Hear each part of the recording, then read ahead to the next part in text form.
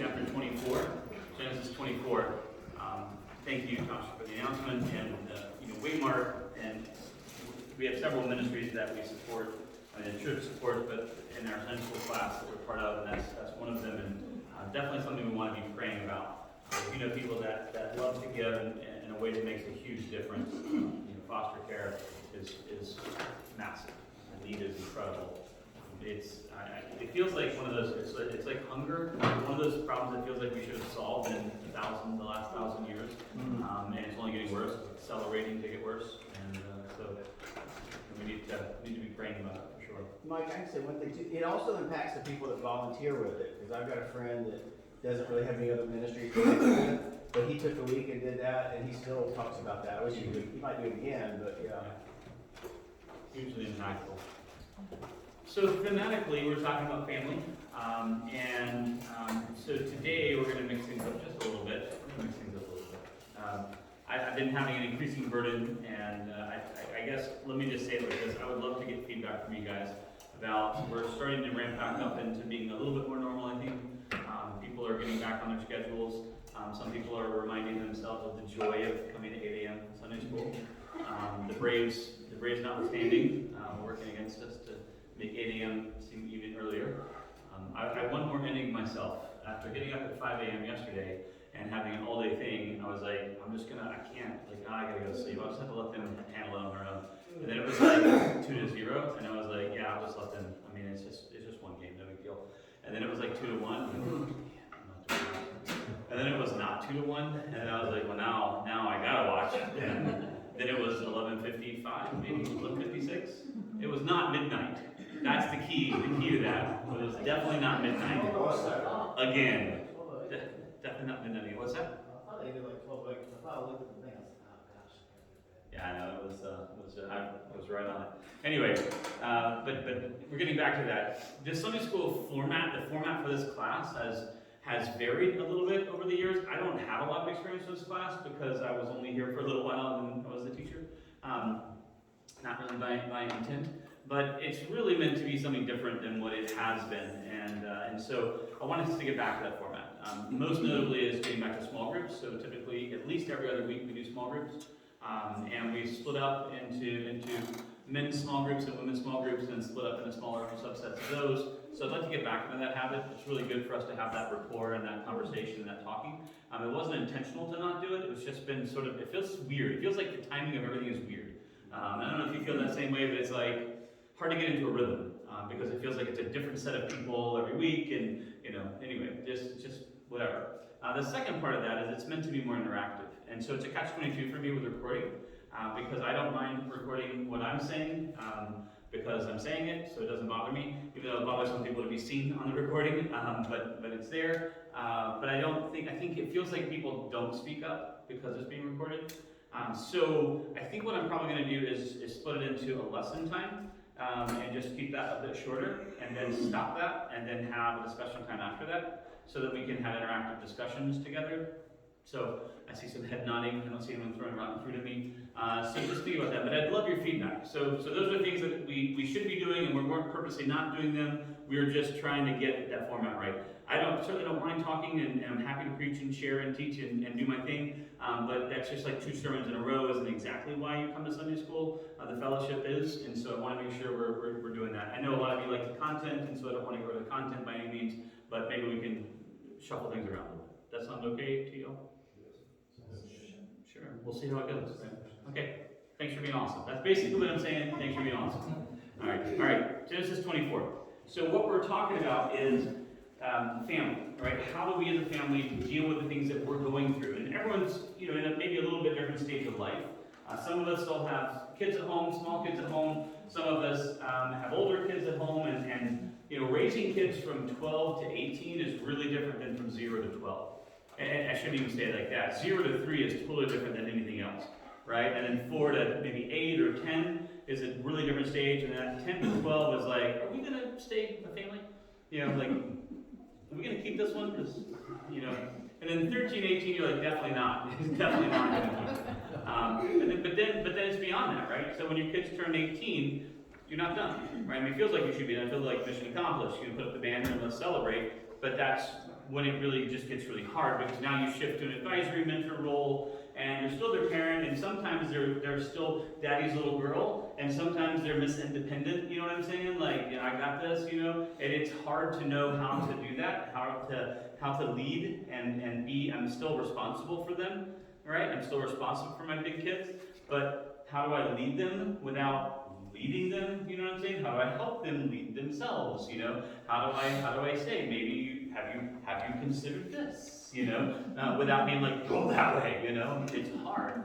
And then your kids start having kids, right? And that's a different stage of life. And then they have to come back to you very humbly and be like, you're right about everything, I'm sorry about everything. Sorry, what can I say? Sorry, right? And then you start this cycle again, you have grandkids, and now you're like, this is why we did this to begin with. This is the whole reward of all of this stuff, right? And it's different. And then we have this cycle, and that's part of this family discussion, is how do we raise kids through all those different stages. But it's the other side of that is how do we raise parents? And I don't mean raise parents necessarily, but how do you guide your parents' life? Because they've been your mentors this whole time. And eventually, I have to ask this question. I can see me helping my dad and my mom. I can see that totally, like, you guys should just take your hands off the wheel and let me steer the ship. I got this for you guys. I can totally see that. What I cannot see at all is me taking my hands off the wheel to let my kids do that. Do you track what I'm saying? Oh, yeah. Right? Like I see like the need of it. Like, come on, isn't this obvious? You old people, you should let me. I'm here, young. I can do this for you, but I cannot at all in any way, not even a tiny bit. See me being like, okay, yeah, whatever you guys think, right? Like, I'll do what you say, son. Like, you get what I'm saying? So because of that, I need to appreciate the other side of it. Does that track with you? Like, it's clear for me that my parents need my help. I'm just not clear when, as a parent, it will be clear to me that my kids need to help me, right? And admittedly, on my list, maybe it's a massive list of faults, but one of the many faults I have is relinquishing control, not in a control freak kind of way, but I just don't ever want to be a burden to anyone. Like, my wife will tell you, like, I have a little bit of a mania. Little things like when we're in the mall and we're walking as a family of 7, and my kids want to do the defensive blocking thing, and then they want to stop, and I'm just like, it's the mall. You just go to the right when you stop. I don't care if you want to stop and talk. Just do it to the right side. Don't stand there and block the entire walkway. Like, there's people trying to do stuff here. You know what I mean? Like that's ridiculous. I shouldn't be manic about it, but I'm 100% manic about that. Just like, stop doing that. Stop. There are other people on the planet. This is probably my running dialogue all week long is, there are other people. Like, when you're behind someone and there's like 19 cars in a row stuck behind that car, like, at what point, how many cars does it take before you look in your rearview mirror and you're like, I should probably pull over? I mean, I don't know what it is. For me, it's a very small number. Because I've been there. I've been the guy with the trailer and the stuff, and I'm like, I'm giving it all I got, man. This is all I can do. But when I get the first chance, I'm going to pull over and let all you guys go by me. Hallelujah, amen? Let's encourage this behavior in other people. Other people are like, I don't care about anybody. You know, anyway. My mania. How good am I at relinquishing control, right, to do that? At the end of the day, it's not my parents raising me, and it's not me raising my parents. And it's not me raising my kids and my kids being raised by me, and as a child being raised by me. It's not that. It's all about obedience to God. Either God has a plan, or he doesn't. Either he's in charge, or he's not. And if God is the one who ordained things to be the way they are, and by the way he is, then we have to submit to that. So me submitting to my kids to let them lead my life, or me having my kids submit to me is not the goal. It's all of us submitting ourselves to God. Saying, God, how do I know when it's the time? We've been talking a lot in the last couple of weeks. We'll call it a couple of weeks since it's been 12 weeks. It's a couple, right? A couple, 6 weeks or so. About us. Because this is just my rule of life, right? As a pastor, people are like, let's study cults. I was like, okay, we can study cults. Well, before we do that, let's study religions. And before we study any other religion, let's study our own religion. What do you know about our religion? And the answer, by the way, I don't want to ruin the suspense, was almost nothing. Right? At the time, I was a pastor of a Baptist church, and I said, how many types of Baptist church do you think there are? Anyone have any idea, by the way? 17? Anyone? hundreds close. Yeah, 235, if anyone's curious. Different shades and flavors of just Baptist churches, right? Like shades and flavors of Baptist churches. I love Google Maps because if you have a chance to look at it, there's all sorts of crazy things that pop up every once in a while. But we were driving to wherever we were yesterday. I'll call it Cartersville. Just pretend like that's where it was. Stipulate that it was Cartersville. And I passed a thing that is called the Entire Bible Baptist Church. That feels like a long sermon. I'm just thinking, that's bad advertising, because people are like, it's already a little long, but the entire Bible feels like a lot, right? But I love that idea, like, we use the entire Bible, like, oh, we don't, we just like pick and choose what we like, but yeah. Before you study other things, my point was, let's make sure you know who you are, right? And I said, before you study religion, because I don't really care about religion at all, not even a little bit, not even a tiny bit. It's my enemy. Let me be clear. I actually hate religion. And hating is, if you know me, you know the word hate is a big word for me. I don't use that word about things that I don't really hate. Right? I hate religion because it destroys people and it creates strife where there shouldn't be. It's bad. Right? I'm not against church, but I'm really about the Bible. So I said, before we do any of that stuff, let's study the Bible. So, in wanting to talk about cults, we took a 2.5-year journey as an entire church through what we believe, what the Bible actually teaches. Not Baptists, not Methodists, not Episcopalians or Catholics. What does the Bible actually say? Right? And then we studied how our faith, our denomination, adheres to or differs from what it says. Right? In general, Baptists are very good about being conservative and lying really closely with the Bible. That's great. But very easy for them to be dead in the spirit. Very sit on your hands. We don't raise our hands. We don't nod our head to the music. No. We don't want that to things happening. We don't want the Holy Spirit to get loose in here. Keep it caged up. Right? Right? We have a couple of choir members that 100% don't know they're in a Baptist church, and I love it. I love it. They're moving their shoulders and their knees, right? I mean, they're moving their shoulders. Maybe not rhythm, but they're getting at it, hands clapping, hair swaying. I love it. But you got your fair number who are like, I won't move, right? We have our faults and our foibles. Adherence to the Scripture, we believe in this church in the inerrant and infallible Word of God. That's awesome. Right? That's a great start. Let's start with the Bible. Put the Bible first before anything else. But my point is, before you study everything else, know who you are. So before we talk about how we're going to solve problems with our kids and how we're going to solve problems with our parents, let's make sure we're solving problems with our couple. And before we start with the couple, let's fix us. And that's what we've been studying with Abraham, with Abram and with Sarai, and now with Abraham and with Sarah, and now Isaac. Today we're going to start the transition to talking about them, our kids. You know, them youngins. You know, the hoodlums, lap lizards, you know, them. What do you do about these little crumb snatchers? Right? These little people, the munchkins. How do you solve them? Right, what do you do? Some of us have had kids, some of us haven't had kids, some of us will have kids, some of us are super good not in having kids or any more kids or whatever. Right? All different stages, all different ages, but the relationship doesn't change. What is God's ideal for what we do? Today is actually a pretty bizarre topic and relevant to many of us, which is spouses for our children. Right? Right? I have a knuckleheaded son who started our escapades into being people that have kids, and then we have 3 beautiful daughters in a row, and then we have the greatest kid ever as our youngest son. That's our stack of children, right? And so the boys, I'm like, no boys, whatever, But the girls, I'm like, I'm gonna go to prison. I'm telling you guys, please come visit me. It's just gonna happen because some guy is gonna make my little girl cry, and it's all fun and games until my little girls cry. And I'm like, now I have to kill you. I don't want to.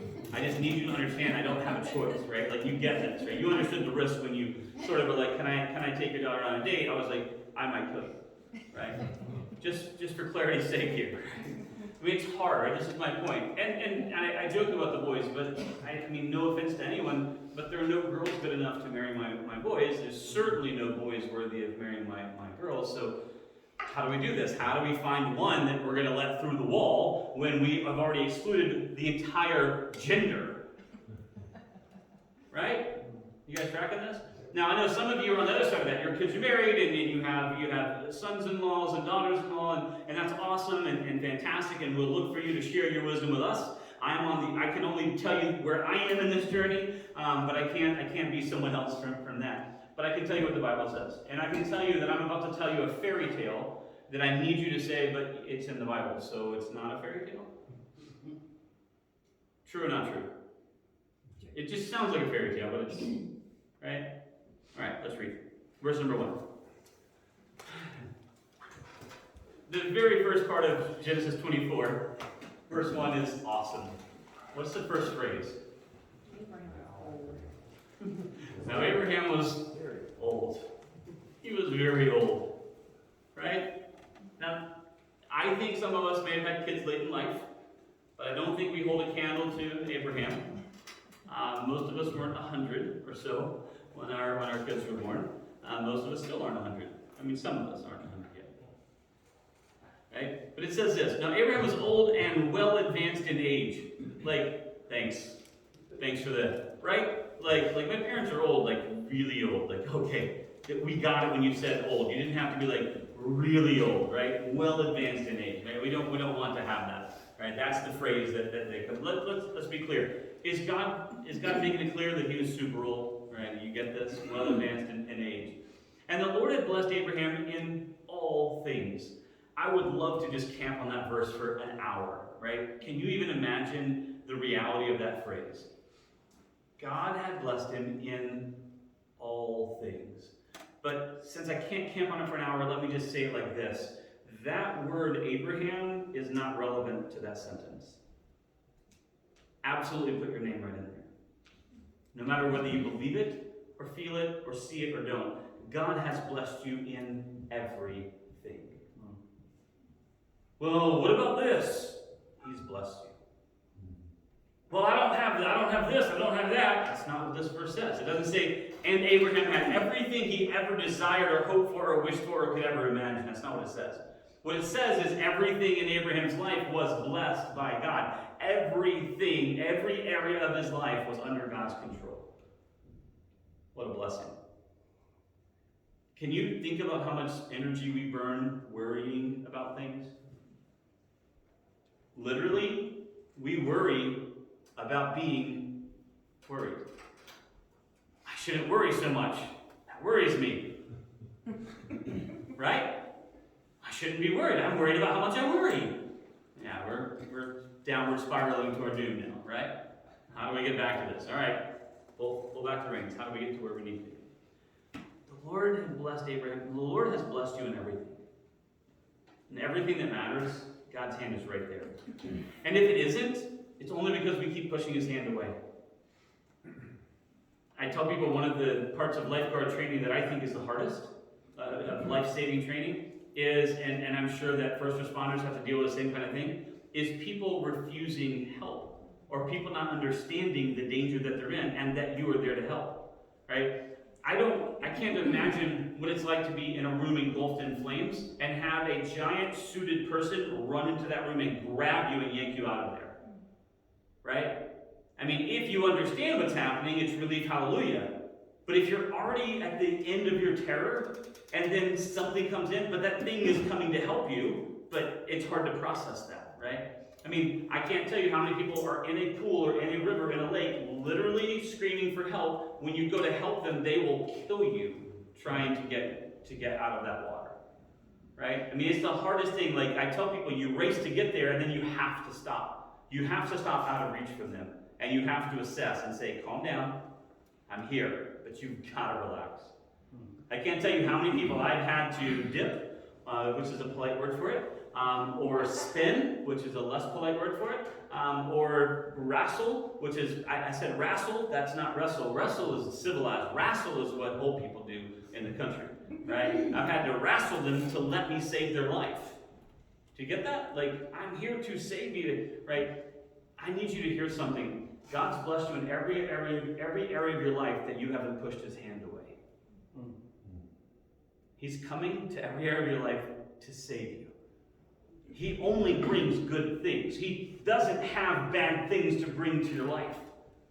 In every area of your life that you're willing to let his hand rest on you and bless, he will and has blessed you. And when you push that hand away, you are like that drowning person who would rather drown than let me help her. Do you understand that?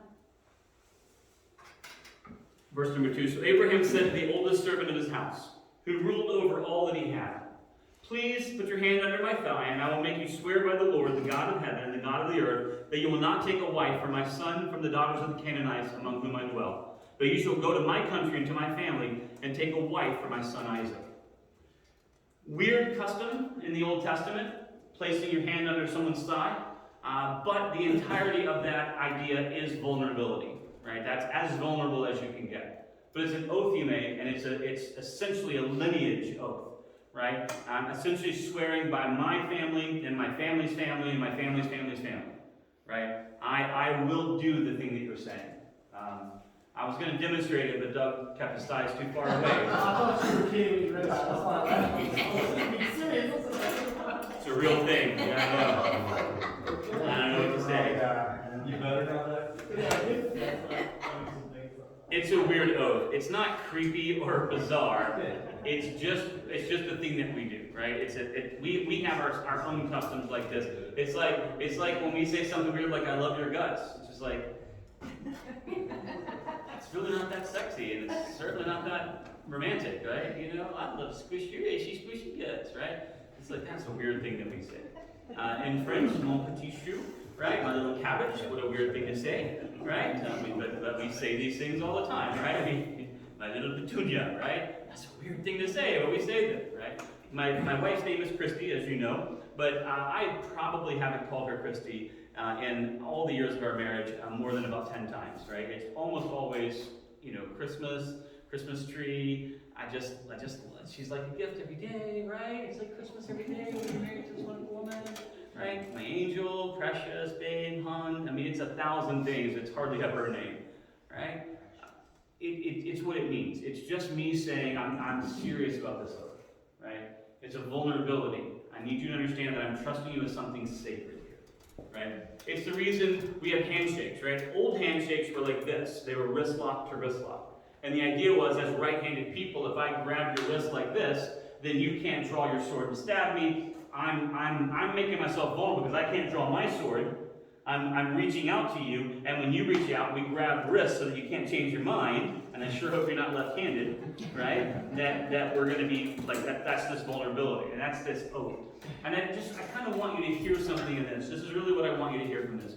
When we realize that God did not intend for us to fly solo, but that God instead has created a community of believers around us, right? A society of people who love us and care about us, and who will walk through every inch of our journey with us. And we realize to trust that makes us vulnerable.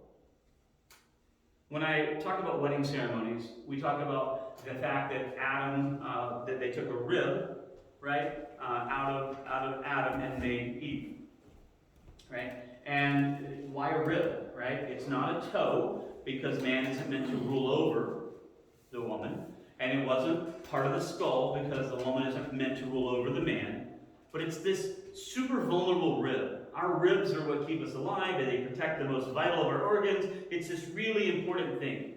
Why? Because God meant for us to be side to side, right? The Holy Spirit, the word for this in the New Testament is often paraclete. It's this idea of coming alongside, coming beside, right? But for me to truly love someone, for me to open my heart to someone that I love, I am opening up that rib. And no one on the planet, listen to this, no one on the planet can hurt me like my wife can. No one has access to the raw part of me like she does. So no one can hurt me like she can. But no one can love me like she can. No one else has access to that spot. So I have to be vulnerable and willing to be hurt, to be open to truly love. It's a really difficult thing. And a lot of marriages struggle for that very reason. There are two people who are fully armored up trying to cohabitate. And they're wondering why their marriage is cold, and why their marriage is hard, and why they don't feel like they're getting closer to each other. Because they're two armored up individuals just sharing a living space, and they're wondering why armor clanking isn't making their life work great. We have to be made vulnerable. This swearing on the thigh, this idea of trusting someone. When I say I want to marry this person, I am opening up my most vulnerable portion of my life to them, because that's how they can truly pour love directly into me. Every drama show can tell you this. When you're in the hospital, they put an IV in, right? Why do they put an IV in your arm? Keep you hydrated. They might. That's one of the things they can put through the IV, right? Medicine. What? Medicine. Access, right? I would like a giant hole, relatively speaking, through which I can just pour garbage all day long. I can just put stuff in. So when they come in to give you a shot, they don't typically have to give you a shot in your body anymore. They walk up and go up to that IV and squirt it right in the IV. Because that IV has direct access to your body. Now, we are so used to IVs that we don't think about it at all. And I'm not trying to freak you out about it now. But you are creating an open portal to the sacred zone of your body that is so vulnerable that if you get any infection in there, it has no defense mechanism against it. It's the worst possible scenario for infection. I just want you, is that cool? We're just going to open a hole in your body. We're just going to pour stuff in, and I hope you know what we're doing. The doctor said, I think he said Vithabithin, but it might have been Bathabithin. I don't know which one of them. I'm just going to put them both in there. We'll see what happens. You tracking me? It's a vulnerability, but it's also how you get healed. It gives them access to pour healing in there, right? Or pain, right? It's also the same way that people that are convicted of horrible, heinous crimes are sent to the next place. Lethal injection, we call it, right? My point is that hole is not good and it's not bad, but it is a vulnerability. And it's a portal through which great things can pour to heal you and build you up and strengthen you like nothing else can, or there are ways in which you can be made vulnerable and get hurt and have pain. If we're going to truly love other people, we have to recognize that we're making ourselves vulnerable. But that's how we experience the greatest love that there is. Do you truly love your family? Deep down, do they have access to the most sacred parts of your heart? Because if it's true, then you might find yourself weeping in a corner from time to time. And you might think, this sucks. But the other 92% of the time, you find yourself just smiling. Like, I watch videos of my kids, and I'm just smiling. Like if you were watching me watch a video or some goofy thing that my kids posted on whatever, you would, if you couldn't see what the screen, but you could just see my face, you would 100% know that I loved whoever it is that I was looking at. Because I just have this smile. They have access to my heart in a way that makes me smile. I love it. But when they do certain things, it hurts like nothing else. And I love all you guys, but none of you have access to my heart like that. Now maybe at some point in the future, perhaps, but that's a limited, that's a small set of, it's a tiny click. Because I don't love being vulnerable. I want to find the right wife for my boys. I want to find the right husband for my girls.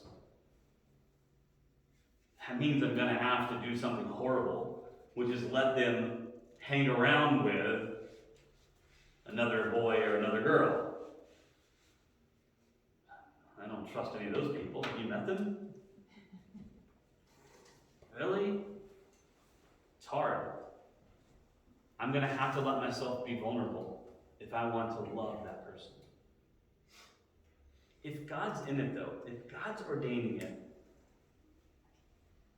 why can't we trust it? Why can't we trust it? If God's ordaining it.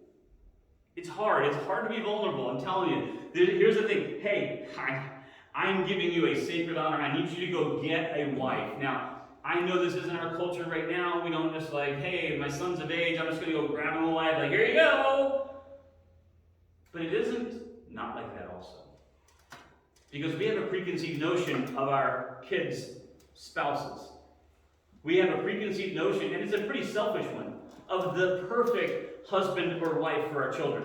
And just for clarity's sake, no one on this planet will ever actually fit that criteria. Okay? Nod with me, even if you don't like it. Never, ever, ever. Right? I tell this to people all the time. We're doing a wedding this next weekend, and I'm doing premarital counseling with people, and it's my 100th go around with this with people. And it's interesting to try and get them to see things and hear things, and you know like you're giving them liquid gold, and you know they're like, okay, yeah, that sounds great, yeah, sure. Can we get married now? You know, you're like, man, I'm just praying that those seeds just drop on fertile ground and they sprout up one day, right? Because it's hard to absorb it when you're not in the middle of it, right? You're just like, I love him so much. I'm like, that doesn't matter. That's the least important thing right now. I know it sounds like the most important thing, but it's not. Your human love that you're feeling when you're dating is goofy love. But married life requires real love. 2 in the morning love, right? Like when we're not wearing our makeup and we're not dressed and someone's thrown up, you know what I mean? Like that kind of real love, you know what I'm saying? Like 4 o'clock in the afternoon and they forgot to do the thing that was absolutely important and now the world's gonna crumble. That thing, you get one, like the real, like this, because our human love ebbs and flows. And it's pretty capricious. Like, it doesn't take the big thing. It's not like, when I was gone, they burned our house down and wrecked my car. I'm not talking about that. That's not like, in fact, that kind of stuff wouldn't be as big a deal as some of the tiny baby infant things that they do that make you crazy. Like, you bought that bread? Come on. That's it. Right? You know important stuff. Right? Our human love is silly. Doesn't mean it's wrong, it doesn't mean it's bad. It's just immature. It's like a 3-year-old. And when it's happy, it's the just happiest ever sparkles. But when it doesn't get its way, it is temper tantrum. I wish you guys thought that was funny and didn't have to be like, that's our human love. God's love never changes. And God's love never fails. And God's love never quits or diminishes. God's love conquers everything. It is overwhelming. It is overpowering. It is encompassing. It is incredible. I want to ask God to love my wife through me. I want him to pour love that I don't own through a body that isn't mine, through to a woman that isn't mine, and wrap her in that love and pull her towards me so that my love for her is God's love poured through me in a way I don't even understand it, and pray every day to open myself up to it more and more. And I pray that God, because we need God's help, this is miracle zone, that God could love me through her. And that she might get a trickle of that, just a tiny drop of it, which would help a lot if you have to be married to me. That she is drawn to me by God's love as well. So then the measure of our love for each other isn't a measure of our ability to be happy. Are you happy? Because happiness comes and goes and it ebbs and flows. And the thing that makes us happy in year 6 of our marriage isn't the thing that makes us happy in year 16 of our marriage. We are changing, evolving, growing people, and how our bodies work differently. Things that we love, this is great, and we know more. I mean, silly stuff, like I used to love this thing. I used to love eating that when I was a kid. And now I'm eating it, like, that's not fair. Our taste buds get more and more dull. So the same thing that we were like, this is the greatest lasagna you've ever had. Look, this is the greatest food ever. After 10 years, it's like, it's okay. Weird, right? How unfair is that? The But God's love never changes. And if I ask God to hold us together, and we trust in God, and this verse that says God's blessed us in everything, we ask God to own that marriage and to hold us together. To not just hold us together, but to draw us together. The word I use when I'm doing marital counseling is knitting us together. That slowly through our marriage counseling, our time together, because to me that's the real wedding ceremony. It's the one, my one requirement people want me to perform a wedding ceremony is I don't do it without marriage counseling. Because to me, that is the real wedding ceremony.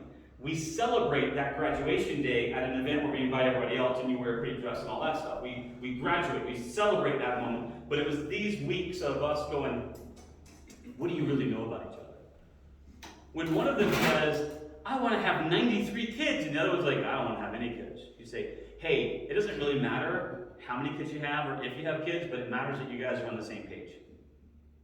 This isn't something that means you can't get married, but it's something you need to talk about now. Because if you think we're going to fix everything once we're married, I'm going to warn you ahead of time, that is how marriages end. All the stuff you pay forward that you're going to fix later on once we're married, and we'll figure it all out, is the stuff that destroys marriages. Have those little battles now when they're on a chessboard and it's simple moving pieces around. Because after you get married, it is all that is I will take you down. It gets serious. The battles start taking place in your heart and in your head. Right? Incompatibilities. I tell people, I love vanilla ice cream. My wife loves chocolate ice cream, but praise the Lord, we love ice cream. And they have stores and cartons, you can get whatever kind you want. We're unified in our love of ice cream. We can have diversity in flavor choices. Right? That's fine. That's not an incompatibility. An incompatibility is about, like, if I see you eat ice cream, I'm going to throw up in your lap. That would mean we can't be married anymore. Because obviously, ice cream is way more important than marriage. Duh. That's not true, by the way. For the folks at home, I'm just kidding. My point is, you've got to figure out what's right. It's okay to have diversity of thoughts and feelings and opinions. That's not a problem. Being different people isn't a problem. But having incompatible goals is. Heading in different directions is. I'll never forget it. I shared this with you guys the other week. You know, we had a lot of talks about what we're going to do when we have kids. And my wife was like, I really feel like I need to get back to work. I was like, man, I totally understand that. I am not in a position where I can sit in your seat and understand this. But I want us to have a choice because we constructed our budget in such a way that we live off of my income. And if you make money, that's a bonus. It goes to paying off debt. It goes to savings, whatever. But we constructed our life in a way that we have an option now. So you do have a choice. So you choose whatever your heart leads you to. And I remember that I prayed about it because I really, really wanted her to be able to be home with the kids. Just felt like it was really important. I was just like, how's this going to work out? What are we going to do? And I'll never forget, 6 weeks of maternity leave, she's going to go back to her job. At 5.999 weeks, she called me and she's tears. I mean, we're on the phone, no video, but I can absolutely see it in my head. Tears are just pouring down her face. And she's like, I can't do it. I can't leave him. I can't leave him. I can't do it. And I simply said to my lovely wife, I said, then don't. Right? This is not me saying that someone should stay home with the kids. It's not me condemning anyone else. That's not at all the point. The point is us having compatibility about vision for life. Having a choice. We had an option. She had the option because we hadn't built our life in such a way that it was required. Right? Very easily could have been me deciding to stay home because I don't want to be away from the kids and that's what I feel like we should do. Could 100% put them in daycare, public schools. That I'm not telling you how you live your life. My point is that we needed to be on the same page. Doesn't need to be your page. No one else has to be on our page. But we needed to be compatible on that. I'll never forget it. She's crying. She thought, how do I even express this to him? How am I going to say this? I was like, hey, then don't. And she was like, well, that was a pretty easy conversation. My wife, who could do anything in the whole world, Kaplan Ministries CEO, incredible mover and shaker, could do anything on the planet Earth, would be a boon to any industry in which she gave her time and effort and energy. Has committed her life to raising our kids. That's crazy. I love it. Again, This is not, I'm not talking about what you need to do. I'm just saying it was important that we were on the same page. Not that all of you are on the same page as us, but that we were on the same page. Here's this moment. I'm going to trust this servant with a sacred duty. I need you to go find. This servant would be like, yeah, I'm just going to keep walking, dude. Because how do you ever bring back someone? You get blamed for everything after this, right? How do you do this? Important things.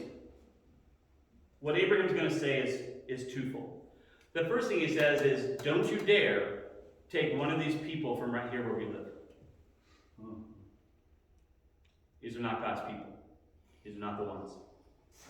Now you could draw all sorts of inferences from that if you want to, but I only need you to draw one from it.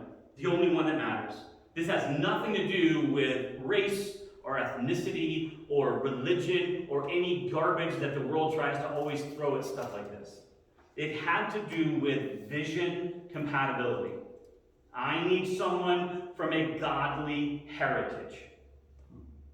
These people worship idols. I don't want to draw in an idol worshiper and do evangelistic dating. Right? Oh, Mama, I'm gonna change her.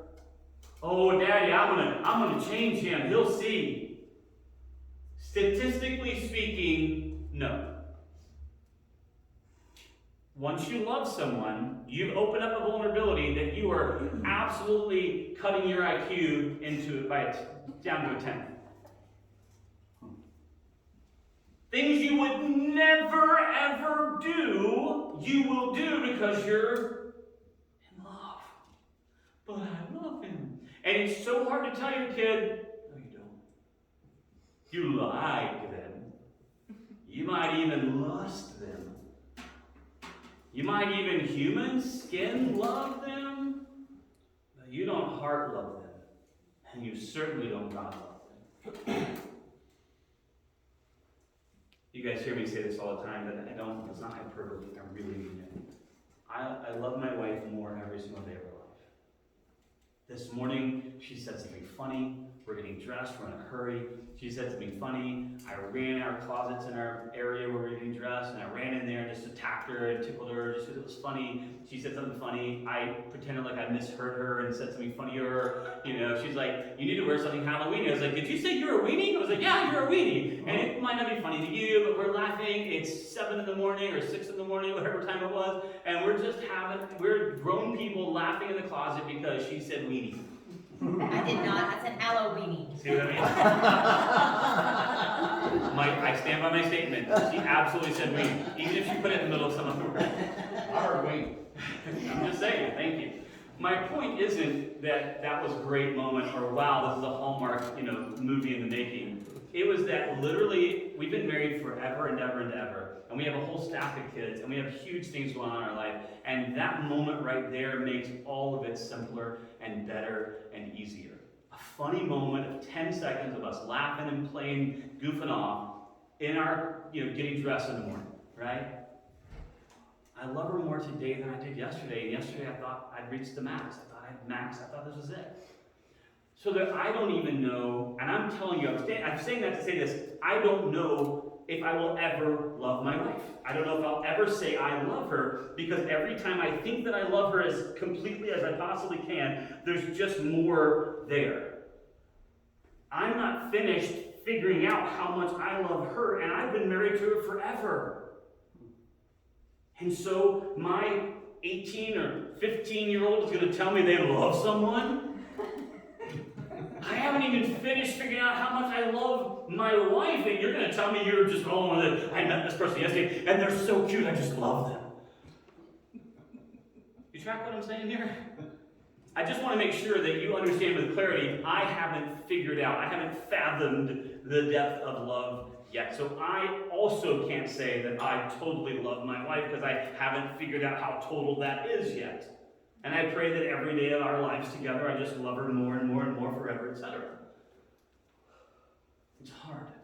I need you to find someone. But Daddy, I love you. I know you think you do, but you don't. You can't say that. You cannot tell your kid that they don't love someone.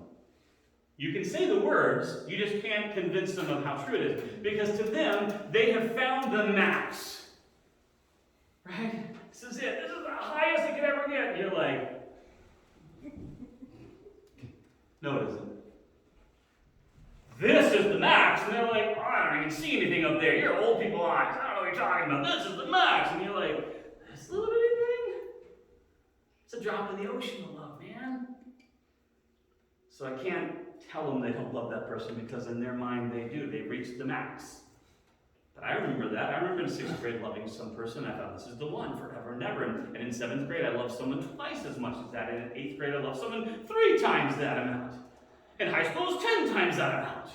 And I just confess to you that I have found the person that God has designed for me perfectly to fit into my everything, that I have spent 20 plus years pouring love into, and I still haven't found the bottom. I still don't know how much love is. So how can I ever expect my kids to get it? It's the wrong conversation. And it's hard to say to them, it's not about love. It's about compatibility. That's a great way to change the conversation. What do you mean? But I love him, and love conquers all. Ooh, that sounds like a Gilmore Girls statement. I love it. That's great for movies where we have a script, but if we are not living on a script, then we can't say love conquers all. It's a great slogan, but it doesn't matter if you don't truly love each other. True love conquers all. God's love conquers all. But human love falls flat on its face over and over and over and over again. I love this company. I am never going to leave. By the way, here's my 2 weeks' notice. I have the greatest boss ever. By the way, I'm quitting. Right?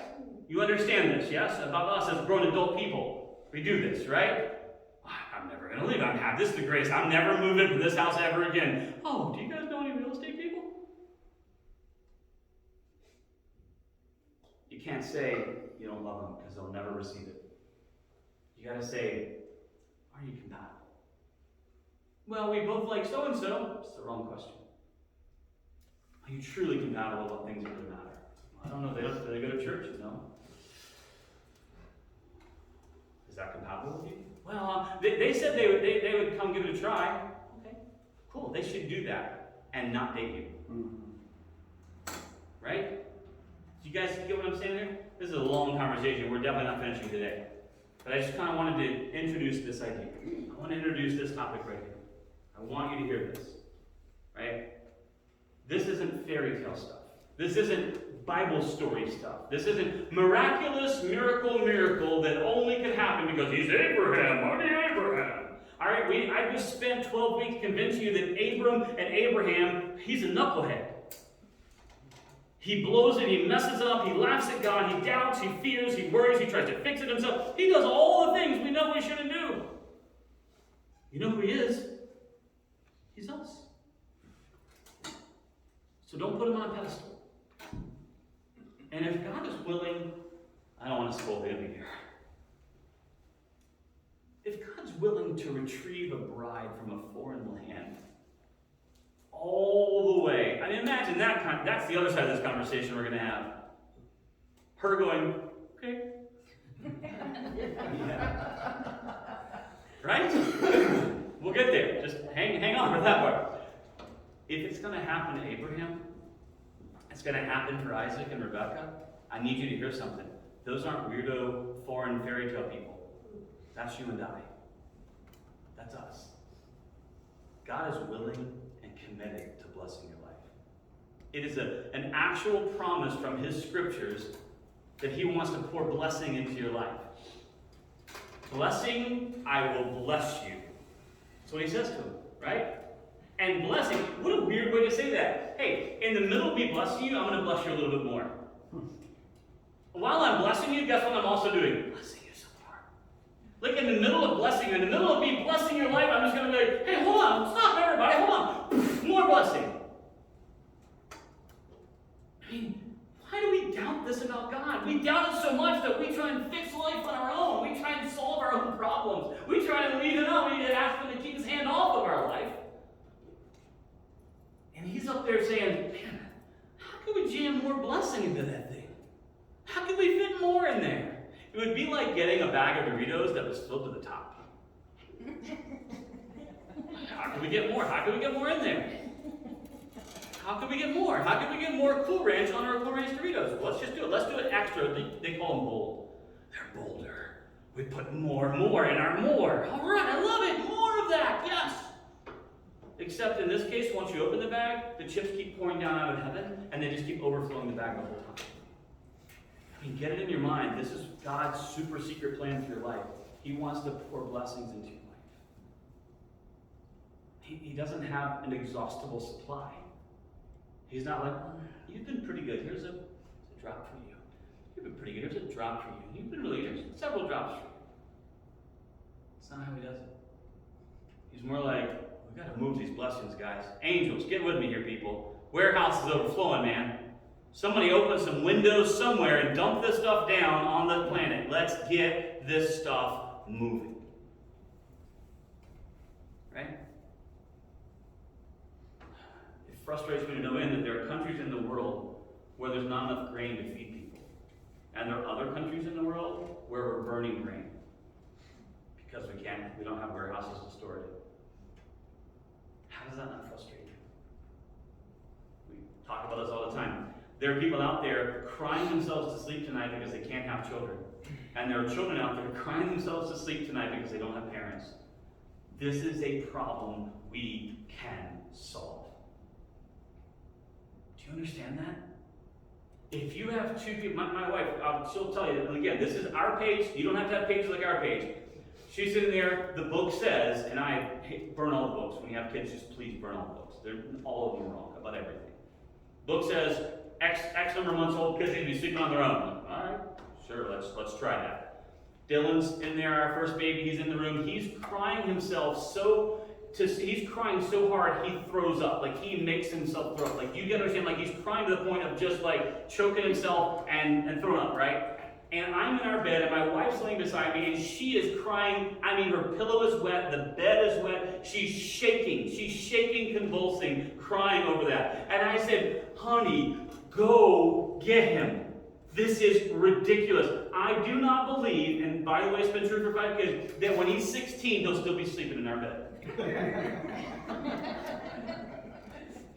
And I'll never forget my precious wife, and I'm making her cry back there, but I'll never forget her turning over in our bed. She was in fetal position, just shaking, crying, listening to her baby cry in the other room, and she's trying to be tough, and she's trying to boss up. And when I said, go get him, she said, are you sure? I said, yes. She went and got him, and they slept like precious little babies all night. Dylan is 22. And he sleeps in his own bed every night. All by himself. All by him little big boy self. And people said, you gotta put him on, you gotta get kids on a schedule. No, you don't. No, you gotta do those kids, you gotta do this. No, you don't. You don't have to do any damn thing that anyone tells you to do, except love those kids with your whole heart. And ask God every day to teach you how to raise that kid. Because that kid is different than every other kid on the planet Earth. And you have no need to conform them to some garbage book and some idiot idea who probably doesn't even have kids of their own. God, have you ever heard of kids before? Yeah, I invented them. Cool, can you help me? Absolutely, I built that one in particular. In fact, I built that one and built you, and I actually, in the fullness of time, put you guys together. So I 100% can help you raise that kid. In fact, you are the only 2 people qualified in the whole planet to raise that particular pile of DNA right there. Custom crafted for you. Challenges and all. I think they're going to make me crazy. Yeah, I built that in too. Because you're going to have to deal with crazy people your whole life. Let's get it over with now. Do you get what I'm saying, folks? The world is so chock full of, you can't do this. It's so busy telling you what you can't have and who you can't be. What would happen if we just said, God, this is a crazy story. Go fetch me a wife for my boy. If we just said, okay, God, I'm going to pray a wife down out of heaven. For my boy. I'm just going to just going to lay on my face and pray. And believe that you are going to deliver, like you're going to deliver Rebecca and Isaac, you're going to deliver the perfect person. I don't have to like that person because I am not marrying them.